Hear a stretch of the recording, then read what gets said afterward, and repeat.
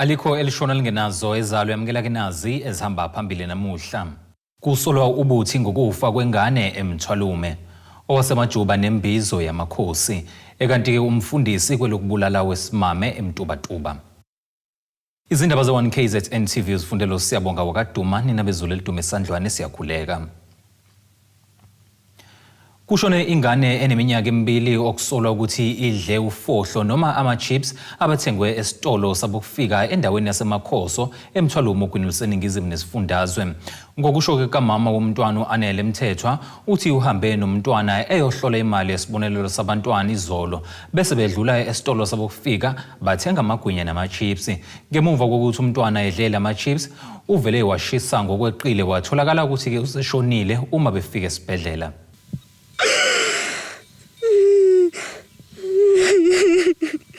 Ugqama umunyu nosizi kumama womntwana oneminyaka emibili nabasola ukuthi ushone ngemuva kokuthi edle ama-chips kanye nokudla bebekuthenga esitolo sabokufika endaweni yaseMakhoso eMthwalume. Umama womntwana oneminyaka engu-22 ubudala uthi ubehamba nabantwana behola imali yesibonelelo sabantwana ngoLwesibili base bedlula kulesitolo bathenga ama-chips namagwinya. Uthi umntwana uma efika naye ekhaya uthola ukuthi ushisa ngokweqile wamenzela ama-noodles wabe eseyomcelela usizo kwamakhelwane. Izolo sivukile la ekuseni sayebox because bekuyila ngalohola lezingane. Ngathatha ululonke ngathatha noThabiso sahamba sayebox. Then lapha safike sathenga into zala endlini lezakhare sabuya ke sadlula lapha esitolo eMakhoso sathenga igwinya. Mina ngithenga igwinya nesausage, uThabiso wathenga iZulu burger nesausage naye futhi. Wahamba obathe esitolo lapha emagwinyeni abanawo ushintsho bacela sibashintshele ngale esitolo lesesidayisayo. uThabiso wahamba esitolo wabuya nama-chips. Lawo ma-chips lawo ama-popties nama-chippa a-pink. Wavulela ululonke esalapha icontainer salindi order lethu. Behambe wadla ngendlela-ke. Uthi ngaphandle kwama-chips umntwana umnika ama-noodles. Bengifika la ekhaya bafike ngenzela ingane ama-noodles esitsheni esisodwa benoThabiso bawashare. Mina bengisalungisela ukupheka-ke because sambe singadlanga la ekuseni. Emva lokho ngahlala phansi ngayicofela ifoni-ke. Ululonke weza kumina ongakuthatha ngambeka la sacofa ifoni sadlala igame. Emva lokho ngiyamuzwa ukuthi no uyashisa and ushisa kakhulu. Ngasuka-ke la ngatshena uma kasendisa ukuthi ngisala kamakhelwane socela bangiphusele yena iPanado. Bangiphusela yena sabuya sesala ekhaya. Uthi bafike esibhedlela umntwana esevele eshonile. Lulonke ngisahlele la embedeni ubuyisile wabuyisa amagwebu bephuma nangamakhala. Sala kamakhelwane baba andiswa sithathwa sisesibhedlela. Mesifika esibhedlela udokotela nje ngisazi ngo-Wednesday wangibiza ngabuya sekuthiwa ingane ayisekho emhlabeni. Phela kanjalo. Ngenxa yesimo abekuso umama womntwana uhlulekile ukuqhubeka nokuchaza. Kanti isishoshovu esilwela amalungelo abantu besifazane nezingane weWomen of Mthwalume uthi nabo batshela ukuthi umntwana udle ama-chips.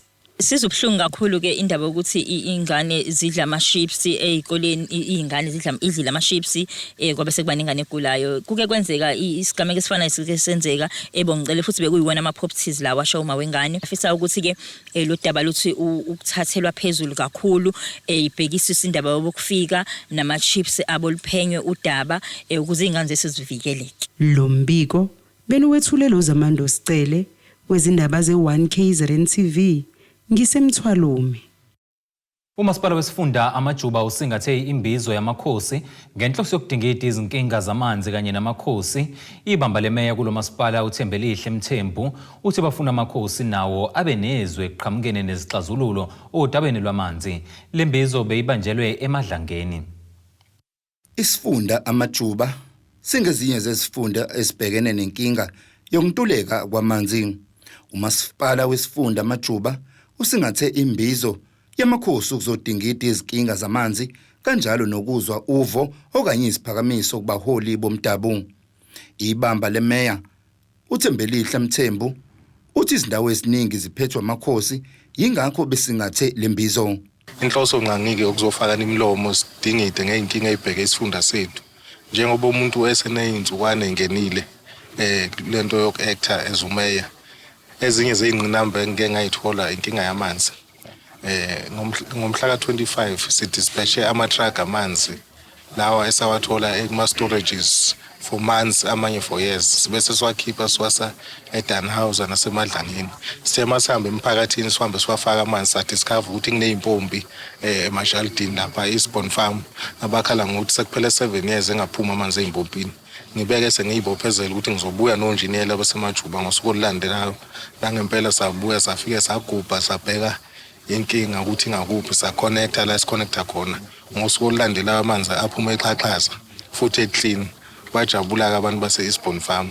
So njengoba silapha namhlanje namakhosi siyazi ukuthi umasipala wethu wakhele kakhulu indawo zamakhosi sizokhuluma inkinga zamanzi ikakhulukazi njengoba i-confunction yethu njengomasipala wasemajuba ngamanzi. Usihlalo wamakhosi ngaphansi kwesifunda amajuba inkosi uAyanda Zwane ithi kuningi abakuphakamisile ukuze umphakathi ukwazi ukuthola amanzi okuhlanganisa nokwakhiwa kwamadamu kanye nesigwedlo zamanzi. Indaba yamanzi ukuthi amanzi azofinyela kanjani emphakathini sibese sibonisana ke sihlangene sonke sakubeka ngakusobala ukuthi into ezokwenzeka kuzokwenziwa amadamu azovimbeka amadamu kwasesivumelana futhi ukuthi umphakathi uthole amanzi agujwe ama-boreholes. Ngiyacabanga ukuthi futhi yinto ebaleka kakhulu leyo engasiza kakhulu. Kanjalo nemeya umasipala wasekhaya eMadlangeni ituse kakhulu lo mcimbi okuhlanganyela namakhosi kwazise amakhosi azobuyela emphakathini ukusingatha imihlangano ukucacisa ngezisombululo zamanzi. Kakhulu into esequlweni ukuthi sizocoshela nasemakhosini ukuthi iziphi ezinye ingqinamba eziba khona. Amakhosi ke akubalulile okuningi kwakho akufisa ukuthi kwenzeke njengalokhu bethola ithuba lokuthi sihlangane sonke siwumkhandlu ama-local kanye ne-district yethu. Kuzosisiza ke futhi kuzoyilekelela ke imphakathi yangakithi ukuthi amakhosi uma esuka lapha ngikholelwa ukuthi azohamba ayoyibamba imhlangano endaweni zawo njengamakhosi ukubiza umphakathi ukusho ukuthi ke umkhandlu wethu majuba yini esiphathele khona njengalokhu nama-resolution sesiwathathile. Isifundazi KwaZulu-Natal sonkana sibhekene nenkinga yokuntuleka kwamanzi nokushiya umphakathi uphuza amanzi angahlanzekile. Ezindabeni ze-One KZN TV kubika uThabani Maphumulo eMadlangeni. Umfundisi webandla iGalile Church in Zion endaweni yaseDukuduku eMtubatuba usolwa ngokubulala intombazane ngokuyishaya ngesando waseyigwaza amanxeba angama-47 phecelezi 47. Uvelile ke namuhle enkantolo yaseMtubatuba ukuzofaka isicelo sebheyili. Lesigameko sake sabika ngaso ngaphambilini senzeke ngonyaka u2020 kodwa umfundisi uze waboshwa ngozibandlela wenyanga edlule ngonyaka u2024 okuyimanje usagcinwe esitokisini ngaphambi kokuba inkantolo yamukela isicelo sakhe sebheyili.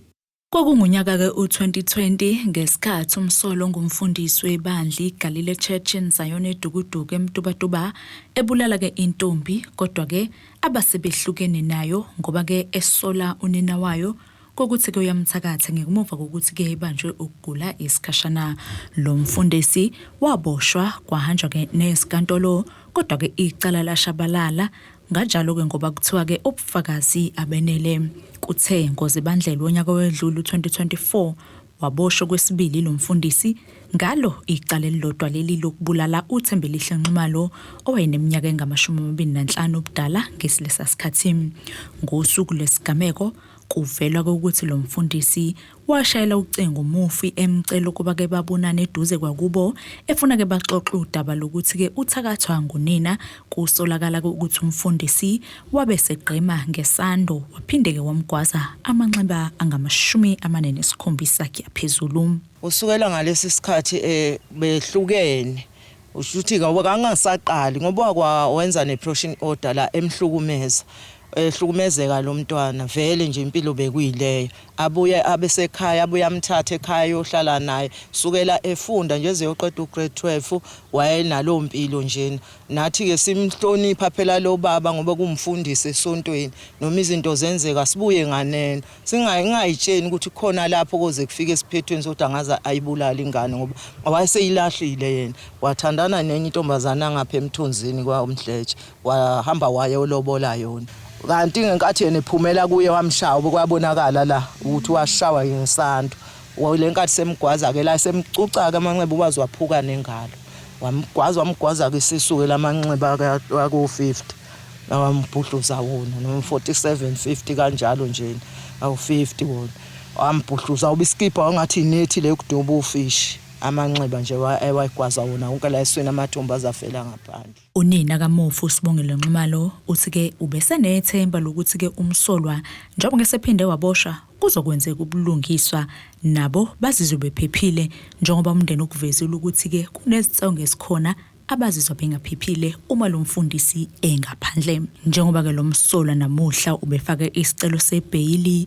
Unina kaMofi uthi ke ubethandazela ukuthi ke inkantolo imenqabele ibail. Asikhululekile thina bomndeni asazokuthola ukuphumula njengoba ephumile nje siyahlukumezeka kakhulu ngoba namacala sasiwavula la amanye agcine kuthiwa idocket lifaliwe kwenye inkathi sathi sivula icala sihlaselwe kwathiwa lo nto leyo ebekungacala akucala ngoba akufanga umuntu. Eyangiphatha kabi yonke into ukuthi kanti kufuneka kuze kufa abantu abangaki kwaNxumalo ngaphambi kokuba inkantolo ibone ukuthi kuyafiwa noma lento ebisihlasela sibe sizobulawa.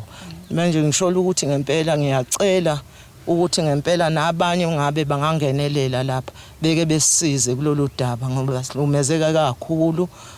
Emoyeni wami nje ngicina ngasazi ukuthi kufanele ngenze njani ngoba thina ekhaya asinamuntu oyindoda esihlala naye ilonkinga nje sinayo ngoba nje kumanje nje bese sikhululekile mayingaphakathi yena kumanje nje obephumile nje asasi ukuthi kuzokwenzakalani. Abantu bahamba ngokukhokhoba abakhululeki nokuthi thina besixhasi besisize obasaba ukuthi bazophelelwa ukuhlala bazophelelwa nazo impilo zabo.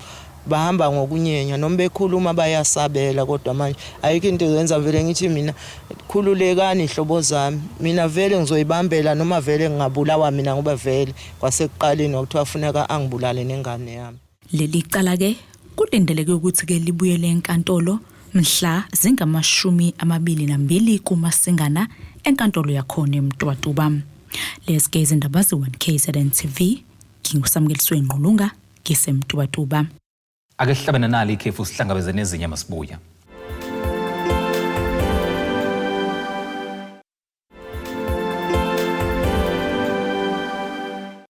Sekubingelele sekwamukela ukuthi ke usanda kubukela izindaba zethu nazi ihloko ezihamba phambili namhlanje. Kusolwa ubuthi ngokufa kwengane eMthwalume owasemajuba nembizo yamakhosi ekanti ke umfundisi kwelokubulala wesimame eMtubatuba. Inyunyana yabashayeli bamaloli kanye nezokuthutha kuleli iSouth African Transport and Allied Workers Union isathawu ngamafuphi ithi sekunesikhathi eside ilwa nesihlava sokuqashwa kwabantu bokufika kuleli ukuba bashayele amaloli ekubeni bengenawo amaphepha okanye izimvume. Isho kanje kulandela ingozi enyantisa igazi eyenzeke ngaseFanrinian Pass othukela kwisifundazwe KwaZulu-Natal.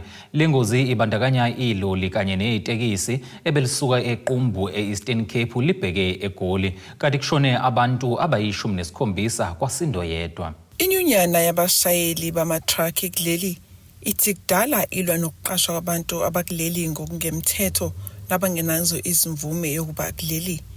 Isho kanje kulandela ingozi edlule nenqwaba yabantu eVanrenen KwaZulu-Natal. Umqhubi wetraka ngumi waseZimbabwe futhi ke siyakroka uba ulapha kwelo Mzantsi Afrika ngongekho semthethweni okanye akanazo impephamvube zokuqhuba.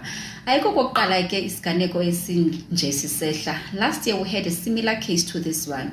Kudala ke sithetha nomphathiswa wesebe lezemicimbi yezasekhaya kwakunye nomphathiswa wezemisebenzi ukuba mabasebenzisane nathi ukuqinisekisa ukuba iinkampani ziqesha abemi belo Mzantsi Afrika ngoba ke ukuqhuba isigadla does not require a special skill. Kodwa ke they keep on failing us because nothing is being done at all. These companies continue to hire illegal immigrants ngoba bengafuni ukubhatala. Lonto ke ibeka ubomi babantu bethu esichengeni.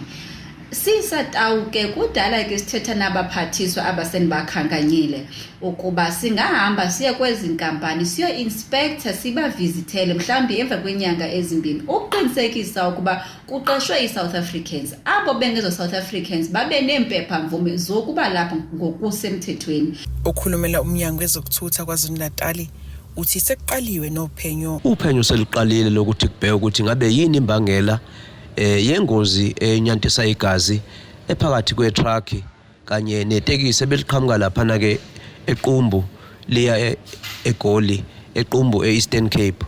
Ungqongqoshe ke ujube inhloko yomnyango wa Department of Transport uSiboniso Mpele ukuthi ahole ithimba la Road Traffic Inspectorate ithimba elimisele lisebenza ukukhulu kwikhandla lihlangene nethimba la Sanral ukuthi lihlangene namaphoyisa ukubheka ukuthi lolu phenyo lolu luqala kanjani. Uchemese uthi baqoqozela ukuthutha kwempahla kusetshenziswa izitimela ukugwema izingozi emgaqweni. Kudala ke sibakhuthaza abantu kwakunye nenkampani ukuba masizisebenzise inkonzo ezifana noTransnet kwakunye noPrasa umzekelo ukunciphisa izithuthi ingakumbi izigadla ezindleleni.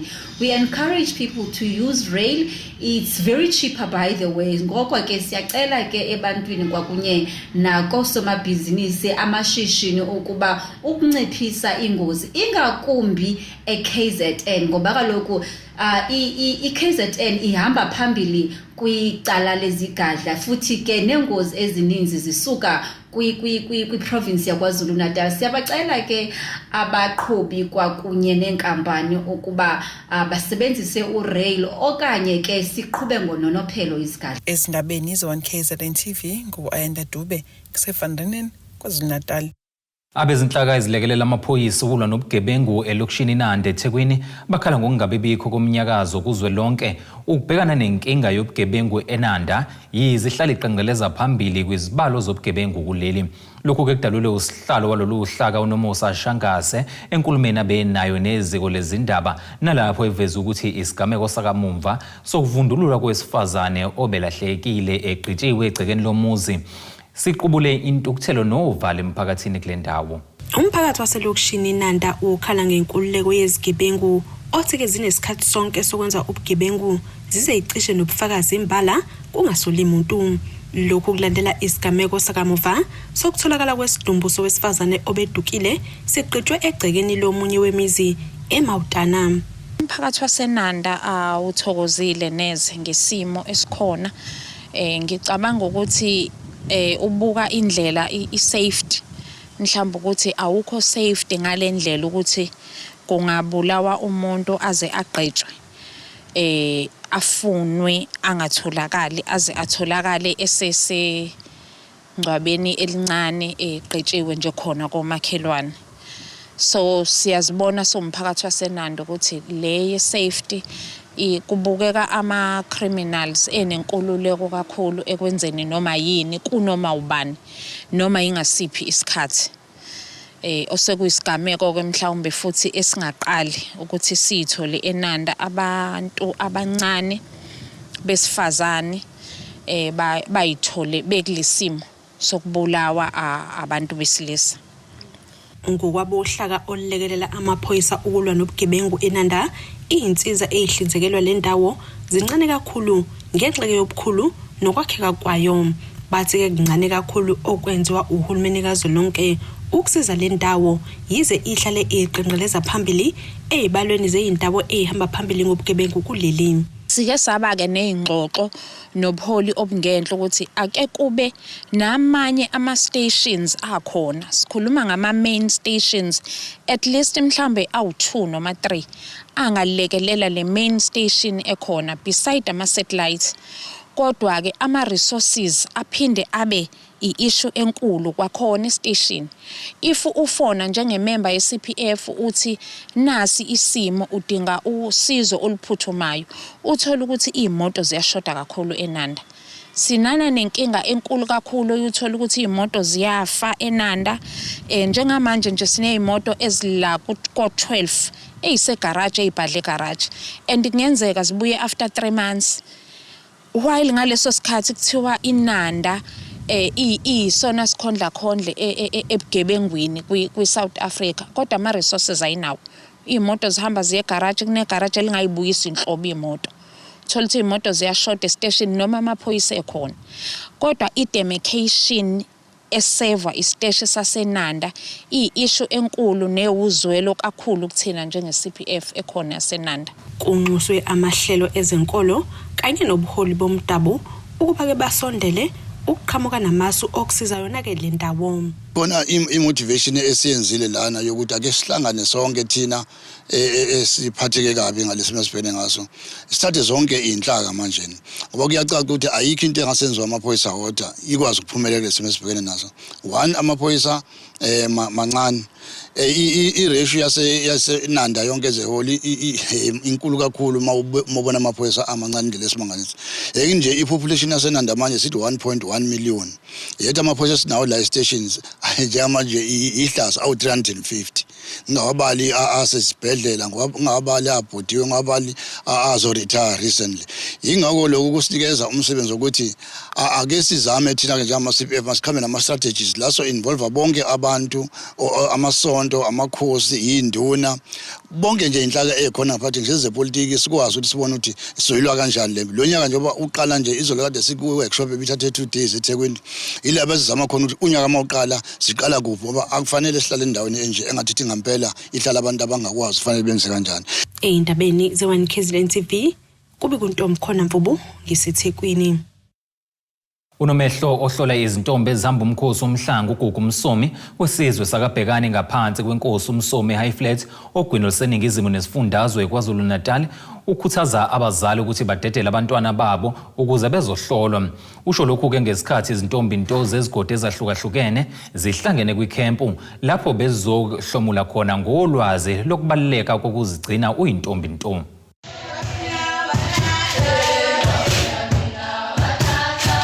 Unomehlo ohlola izintombi zesigodi sakwaBhekani ngaphansi kwenkosi uMsomi eHighflat ogwini oluseningizimu nesifundazwe kwaZulu Natal uthi kubalekile abazali badedele abantwana babo bahlolelwe umntombi.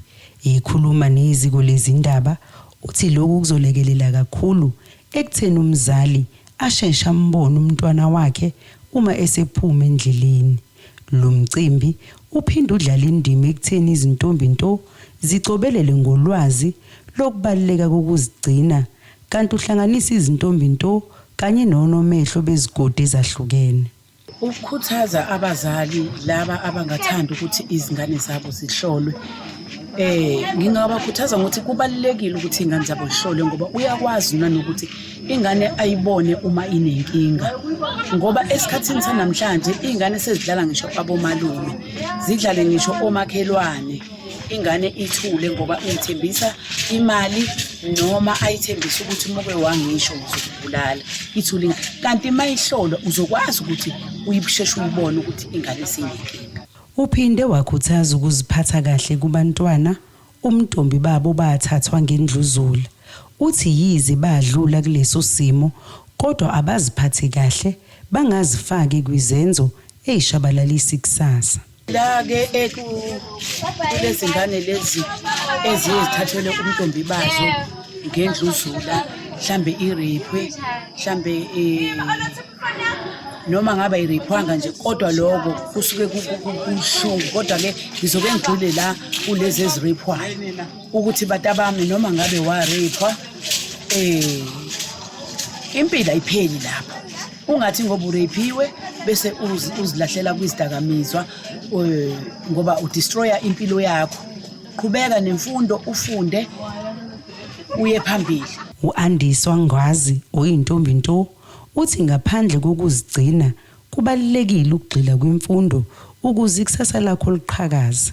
Ngokuthi laba sebephumile ebuntombini abangasezona intombi ukuthi bangaphela amandla baqhubeke baziphathe kahle ukuthi abasezona intombi akusho ukuthi kumele bayidele impilo zabo bayifake idakamizweni. Imfundo ibalekile basangafunda baphumelele baba abantu abangcono empilweni. Omunye wezintombi into uthi kubalekile ukuzigcina ngoba kuyakuhlenga ezintweni eziningi. ukubaluleka ukuziphatha uzigcina intombi kuyakusiza ukuvikela entweni eziningi okokuqala ukusiza okukhuleleleni ingane eziningi manje ezincane seziyakhulela futhi lokho kusiza ukubalelisa phansi kwezidakamizwa maningi amantombazane asezigculise kakhulu kwizidakamizwa ukuzigcina kungakusiza lokho ukuthi uphumelele entweni eziningi. Lo mbiko benuwethule lo Zamando Sicele wezindaba ze1KZN TV ngisesizweni sakaBhekani eHighflats.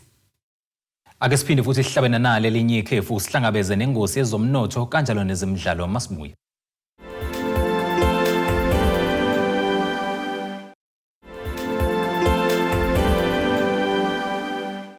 Siyakubingelela siyakwamukela ukuthi ke usanda kubukela izindaba zethu nazi izihloko esifolosa ngazo namhlanje. Kusolwa ubuthi ngokufa kwengane eMthwalume. Owasemajuba nembizo yamakhosi ekanti ke umfundisi kwelokubulala wesimame eMtubatuba. Kuleli qophela ke singene sijule engosini yezomnotho.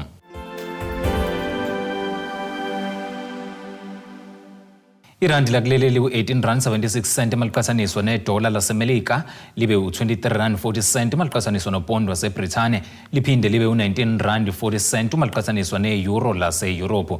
Igolide ke nona lingu-$2,653.41 i-ounce kuthi uwelo ongahluziwe ube u-$77.05 umphongolo. Asikubhekele ingosini yezemidlalo. Abadlali beqembu laKwaZulu Natal lebhola likanobhutshuzwayo iRoyal AM abangabuyanga emakhaya njengoba isibuyile imidlalo yeligi yeBetway Premiership bathi balindele ukuthi izikhulu zenze okufanele ngaphambi kokuthi babuyele ejimini.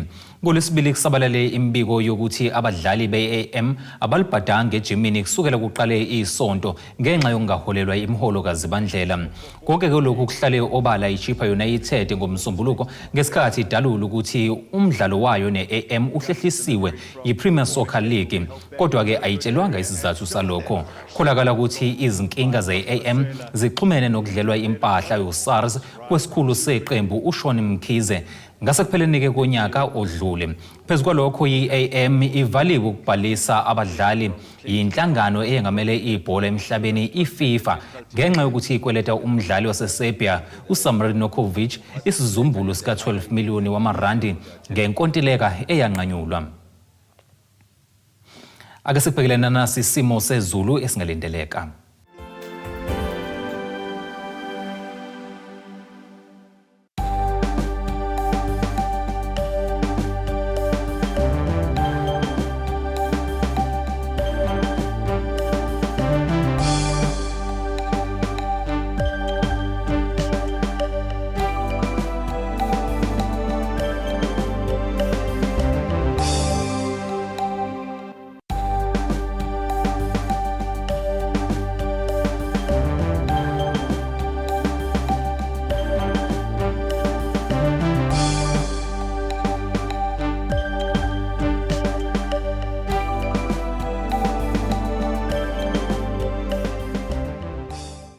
Zulumnyama indlela zimhlophe ngeziguqisi besikuphathele zona namhlanje sihlangabeze noma kanjani futhi kusasa ngase isikhathi esifanayo.